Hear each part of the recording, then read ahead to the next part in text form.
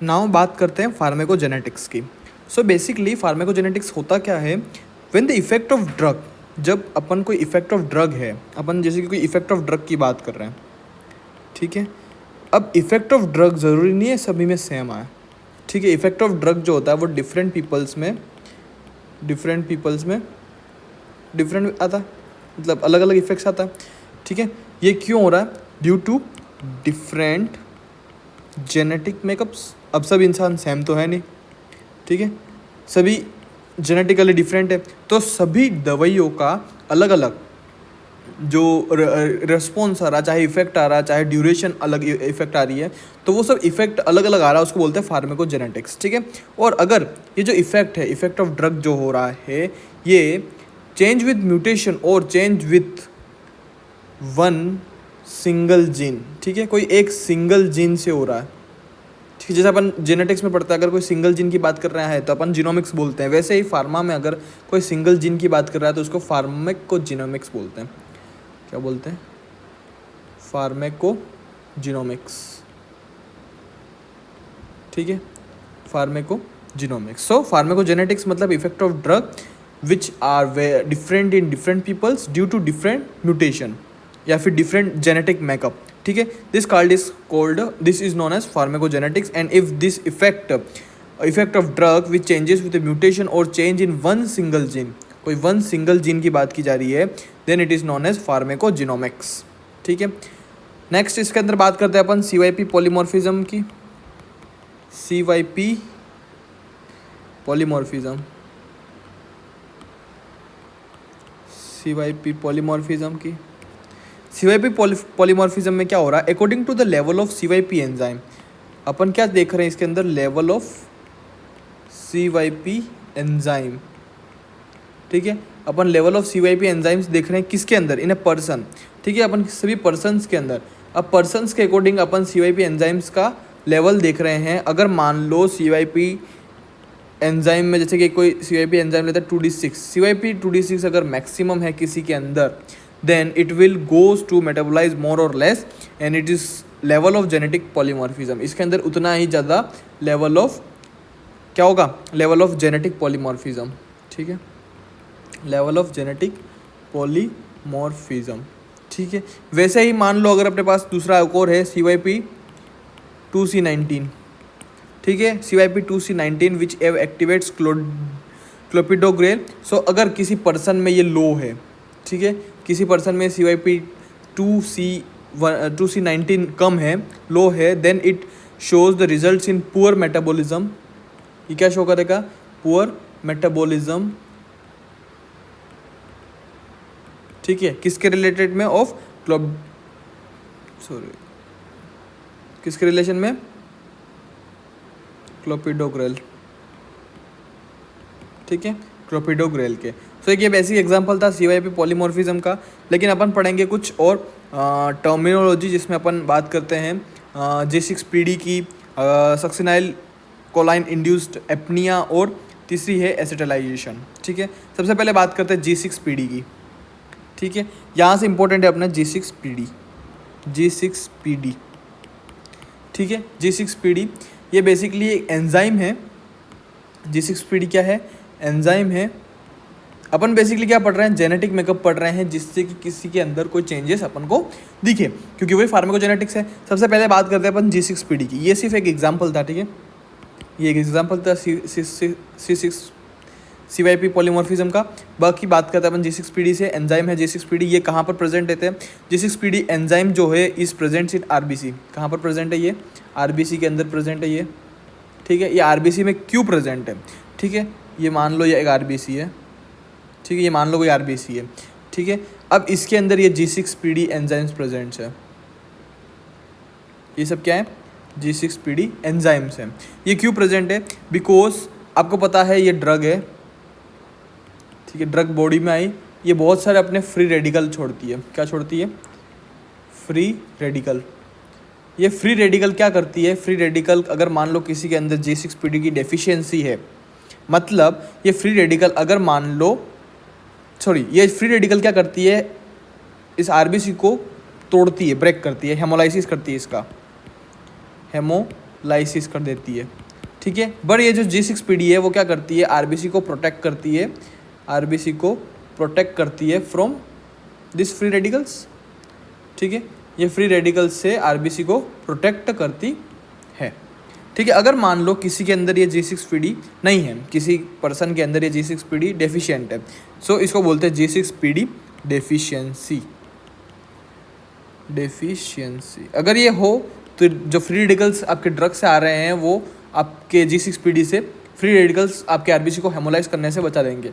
लेकिन अगर मान लो ये डेफिशिएंट है, अपन डेफिशिएंट कैसे गिनेंगे, अगर मान लो ये 60% से कम है किसी के अंदर, ठीक है, 60% से अगर ये कम है किसी के अंदर, then it is known as G6PD deficiency. It is X linked disease, ठीक है। ये एक्स लिंक्ड है, रेसेसिव है, ये रेसेसिव डिसीज, ठीक है। G6PD क्या है, अगर मान लो 60% से कम G6PD की वैल्यू है आरबीसी के अंदर, then it is known as deficient, ठीक है। और इस टाइप से अगर मान लो कि अगर G6PD आरबीसी में प्रेजेंट नहीं है तो ये फ्री रेडिकल आपके आरबीसी को हेमोलाइसिस कर देगी, ब्रेक डाउन कर देगी, ठीक है। अब कौन कौन सी ड्रग्स हैं जो ये हेमोलाइसिस करती है, ड्रग्स दैट कोज हेमोलाइसिस,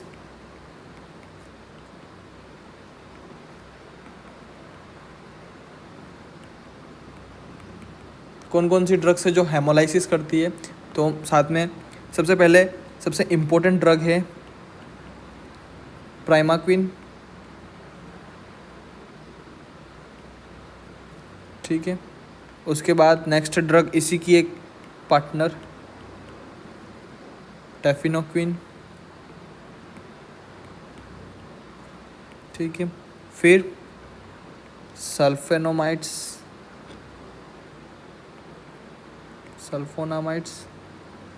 ठीक है। सल्फोनामाइड्स एग्जाम्पल डेप्सोन, ठीक है। देन आपके नाइट्रोफ्यूरेनेटोइन,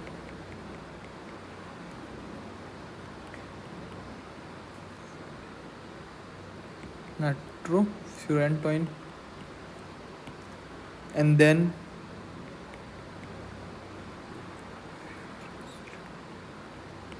फ्यूराजोलिडोन, ठीक है।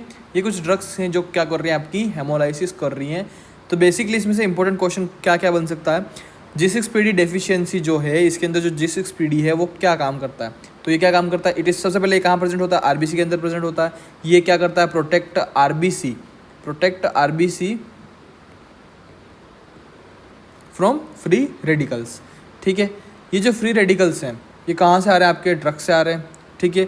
G6PD डेफिशिएंसी कब काउंट होती है, अगर G6PD का लेवल 60% से कम है।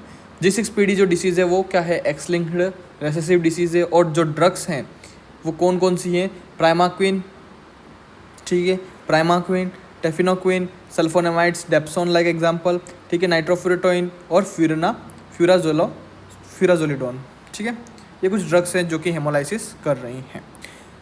वैसे जैसे ये अब G6PD हो गया, नेक्स्ट अपन बात करते हैं एक और डेफिशिएंसी की या फिर एंजाइम की, जिसको बोलते हैं succinyl choline induced apnoea. Succinyl choline को मैं XCH लिख देता हूँ, ठीक है, सक्सिनाइल कोलिन इंड्यूस्ड एपनिया। अब बेसिकली सक्सिनाइल कोलिन में क्या हो रहा है, बेसिकली SCH है क्या, SCH जो होता है वो होता है मसल रिलैक्सेंट, ठीक है। ये क्या होता है, बेसिकली मसल रिलैक्सेंट होता है, ठीक है। सक्सिनाइल कोलिन जो है वो आपके मसल रिलैक्सेंट है, ठीक है। It is a shortest acting muscle relaxant, ठीक है। SCH जो है वो क्या है, बेसिकली आपका शॉर्टेस्ट एक्टिंग, SCH जो है वो आपका शॉर्टेस्ट एक्टिंग मसल रिलैक्सेंट है, ठीक है। शॉर्टेस्ट एक्टिंग मसल रिलैक्सेंट है। कितना शॉर्ट है ये, लेस देन 5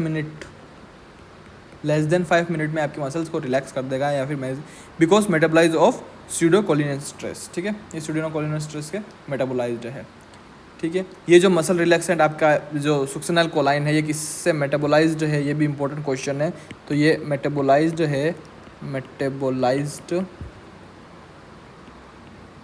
बाय किससे मेटाबोलाइज्ड है ये, स्यूडो कोलिनेस्ट्रेस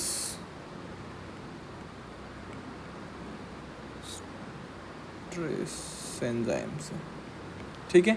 इससे आपका ये मेटाबोलाइज्ड है कौन, सक्सिनाइल कोलाइन, ठीक। अब क्या हो रहा है बेसिकली, ये अपन को पता पड़ गया सक्सिनाइल कोलाइन क्या है, मसल रिलैक्सेंट है एक तो, ठीक है। ये शॉर्टेस्ट एक्टिंग है, मतलब मसल्स को 5 मिनट तक ये रिलैक्स करके रखता है, ठीक है। अब अगर ये जो SCH कहाँ यूज़ होता है, SCH अपन ने यूज़ किया अपन ने एंडोट्रेकियल इंट्यूब्यूशन में,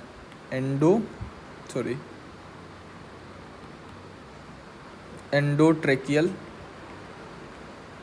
इंट्यूबेशन में अपन एंडोट्रेकियल ट्यूब डाल रहे हैं, तो इसके अंदर अपन को क्या करना पड़ेगा, जो मसल जो है उसको रिलैक्स करना पड़ेगा ताकि अपन ट्यूब उसके अंदर इजीली डाल पाएँ, ठीक है। तो इसके अंदर अपन जब ट्यूब अंदर डालते हैं तो बहुत सारे स्पैज़म होते हैं, जैसे जैसे ट्यूब अगर किसी को टच करें तो वो जो ट्यूब है, आगे की ट्यूब है वो स्पैस कर जाएगी, जिससे कि ट्यूब आगे पास नहीं कर पाएगी। तो इसको रोकने के लिए अपन क्या करते हैं, पूरी एंडोट्रेकियल ट्यूब को मसल रिलैक्सन कर देते हैं बाय द सक्सिनाइल कोलाइन, ठीक है। अगर अपन ने ड्रग दे दी जिससे कि सक्सिनाइल कोलाइन जो है वो आपका मसल रिलैक्सन कर रहा है, कहाँ पर, एंडोट्रेकियल, ताकि अपन इजीली इंट्यूबेशन कर सकें। लेकिन सम पीपल मतलब अपन फार्माकोजेनेटिक्स की बात कर रहे हैं, तो सम पीपल, कुछ लोगों में क्या होता है, in some people have abnormal enzymes called atypical pseudocholinesterase. अपन के पास ये एंजाइम कौन सा था, स्यूडोकोलिनेस्ट्रेस था, जो कि ये मसल रिलैक्सन कर रहा है। लेकिन कुछ पीपल में ये जो एंजाइम है वो एबनॉर्मल होता है,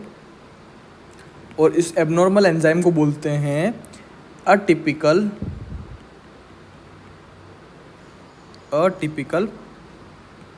स्यूडोकोलिनेस्ट्रेस एंजाइम, ठीक है, ये वाला अटिपिकल स्यूडोकोलिनेस्ट्रेस एंजाइम, ठीक है। ये क्या करता है, which takes longer time to break the HCH। अब इसके अंदर जैसे कि शॉर्टेस्ट एक्टिंग 5 मिनट था, ये जो अटिपिकल है ये 5 मिनट से ना होकर ये 1 to 1.30 मिनट्स, मतलब 1 घंटा या 1 घंटा और 30 मिनट, आधा घंटा, ठीक है, इतनी देर तक आपके HCH को रिलैक्सेंट रहने देता है, ठीक है। इससे क्या होता है बेसिकली, आपकी जो ब्रीथिंग प्रॉब्लम है, ब्रीथिंग जिस पेशेंट में ये दिक्कत आती है उसमें ब्रीथिंग प्रॉब्लम हो जाती है। ब्रीथिंग प्रॉब्लम कौन सी, एपनिया, कौन सी हो जाती है ब्रीथिंग प्रॉब्लम, एपनिया हो जाती है, ये रही एपनिया, ठीक है। बेसिकली एपनिया क्या होता है, sleep disorder in which breathing repeats, stops and starts, ठीक है। सो HCH will work longer time and relax other muscles of respiration. मतलब अब ये जो HCH है, अपन को कहाँ HCH को रिलैक्सन करना था, अपन को HCH रिलीज करना था इधर एंडोट्रेकियल ट्यूब में, इंट्यूबेशन के जो नॉर्मल जो ये ट्यूब आ रही है इसको रिलैक्सन करना था, लेकिन साथ में जो लंग्स हैं वो भी रिलैक्सेंट हो गए, जिससे कि आपकी ब्रीथिंग में दिक्कत आ जाएगी और उसको एपनिया बोलते हैं। So it is known as succinyl choline, HCH से आपका क्या हो गया, इंड्यूस्ड एपनिया, ठीक है। तो ये हो गया सेकंड टाइप का, सक्सिनाइल कोलाइन इंड्यूस्ड एपनिया। ना थर्ड बात करते हैं अपन एसिटाइलेशन की।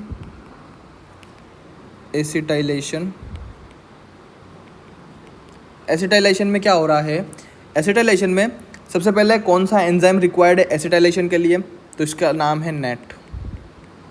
कौन सा एंजाइम है, नेट। नेट क्या होता है, एन एसिटाइल ट्रांसफरेज एंजाइम या फिर नेट, ठीक है। ये एंजाइम जो है वो रिक्वायर्ड होता है आपके एसिटाइलेशन के लिए, ठीक है। अब बेसिकली क्या हो रहा है,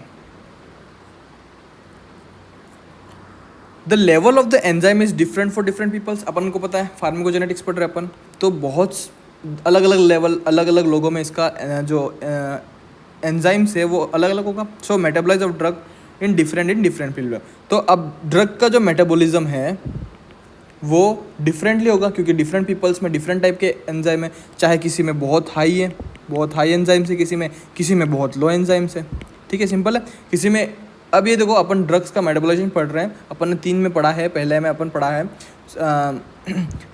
पहले में अपन ने क्या पढ़ा था, पहले में अपन ने G6PD डेफिशिएंसी पढ़ा, अगर इसमें अगर मेटाबोलाइज होता है फ्री रेडिकल्स वगैरह तो क्या होगा। दूसरे में अपन सक्सेनाइल कोलाइन की बात की थी, इसके अंदर मेटाबोलाइज में।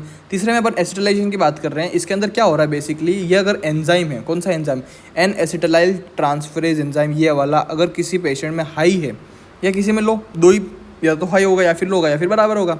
अगर किसी में हाई है तो इसको अपन बोलते हैं फास्ट, क्या बोलते हैं, फास्ट। और अगर किसी में लो है तो इसको बोलते हैं अपन स्लो,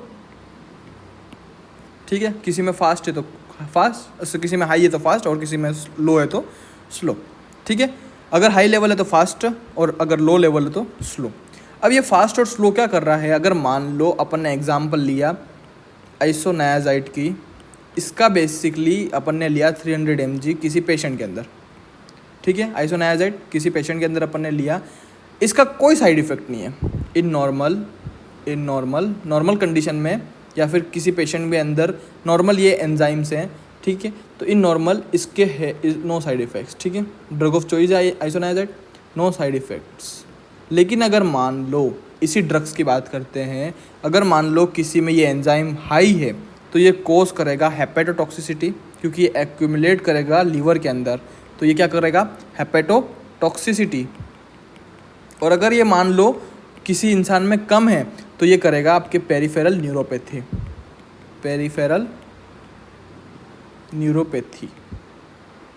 ठीक है, पेरिफेरल न्यूरोपैथी। जबकि इस दवाई की INH की, आइसोनायाजाइड की, कोई भी साइड इफ़ेक्ट नहीं है इन नॉर्मल कंडीशंस। लेकिन अगर मान लो ये जो एंजाइम है ये अगर किसी में हाई है, फास्ट है, तो इसको कोस करेगा हेपेटोटॉक्सिसिटी, और अगर किसी में लो है तो ये स्लो हो जाएगा और ये क्या करेगा, पेरिफेरल न्यूरोपैथी, ठीक है।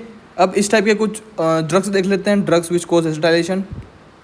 कौन कौन से ड्रग्स जो हैं वो एसिटाइलेशन कर रहे हैं, तो इसका एक नॉर्मल निमोनिक है शिप ड्रग्स जो हैं वो आपके एसिटाइलाइजेशन कर रहे हैं, मेटाबोलाइज होने के बाद एसिटाइलाइजेशन कर रहे हैं, जिसमें शिप में सबसे पहला है सल्फोनेमाइड्स, ठीक है। सल्फोनेमाइड्स का एग्जांपल में अपन डेप्सोन आ गया, अपन ने अभी पढ़ा था, ठीक है। H से हो गया हाइड्रोलाइजिन,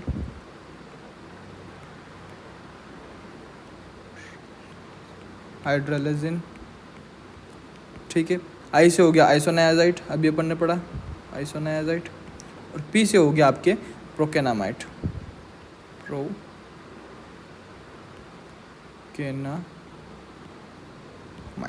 ठीक है।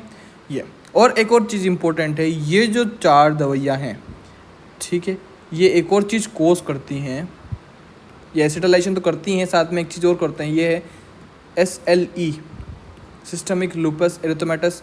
ये जो डिसीज़ है ये भी कोज करती हैं, इनका एडवर्स इफेक्ट SLE भी होता है, ठीक है। तो ये शिप ड्रग्स इंपॉर्टेंट है to know for acetylisation, for succinyl induced apnoea के लिए ये रही, ठीक है। इसके अंदर बेसिकली कुछ हो नहीं रहा है, इसके अंदर बेसिकली ये हो रहा है, जो अपन ड्रग दे रहे हैं SCH जो मेटाबोलाइज हो रही है स्यूडोकोलिनेस्टरेज एंजाइम में, अगर मान लो ये किसी पीपल में एबनॉर्मल है ये एंजाइम, तो ये ब्रीथिंग प्रॉब्लम करेगी एपनिया जैसी, ठीक है। और फर्स्ट है G6PD डेफिशिएंसी, इसके अंदर ये जो ड्रग्स हैं ये क्या कर रही हैं, बेसिकली आपके G6PD की डेफिशिएंसी कर रही है। इन ड्रग्स से अगर प्रॉब्लम हो रही, ये जो ड्रग्स हैं, अगर मान लो किसी पेशेंट के अंदर G6PD डेफिशिएंट है तो ये सब दवाई जो है आपके क्या करेंगी, हेमोलाइसिस कर देंगी, आपकी RBC को तोड़ देंगी।